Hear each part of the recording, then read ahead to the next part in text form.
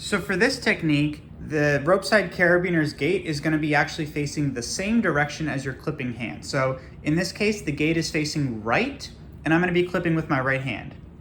So to start, I'm going to do the same thing where I make a loop with my thumb and pointer finger, just like this, right? But instead of rotating it so that my middle finger is facing up, I'm actually going to rotate it so that my palm is facing up.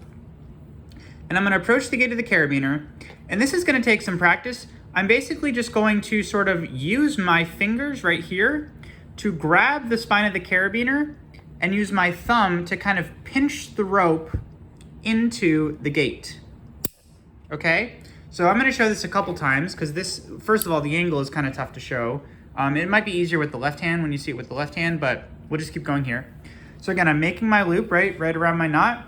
I'm lifting my hand up, and then I'm kind of grabbing the spine with these fingers to sort of stabilize, and I'm using my thumb to push the rope through while kind of squeezing the spine, right? So this is basically allowing me to kind of squeeze the whole carabiner and then push the rope through with my thumb.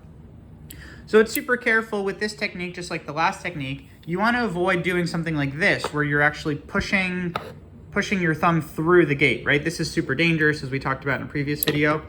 You are just using your thumb and your fingers over here. You're creating this sort of, opposite pushing pattern, and you're just pushing the rope through the gate of the carabiner. You're not letting any of the skin of your thumb get caught inside the gate here. Okay? So now I'll show you the left hand, which will hopefully be a little bit more clear just based on the angle. So it goes, I suppose. So now we have the gate facing to the left, right? So the rope side carabiner has the gate facing left. We're gonna be clipping with our left hand. Again, I'm gonna form my loop. And again, instead of going middle finger up, right, I'm gonna rotate so that my palm is up. And I'm gonna reach up, and I'm going to kind of grab the spine of the carabiner with my fingers, and I still have the rope in my thumb, and I'm gonna use my thumb, and yeah, hopefully this angle is like a little bit better. I'm just gonna use my thumb to push the rope through the carabiner. And I'll do this a couple more times. Now, this technique, I would say, definitely takes a little bit more fiddling and practice to get good at than the first technique I showed you. But you can see I'm just grabbing the carabiner, using my thumb to push the rope through.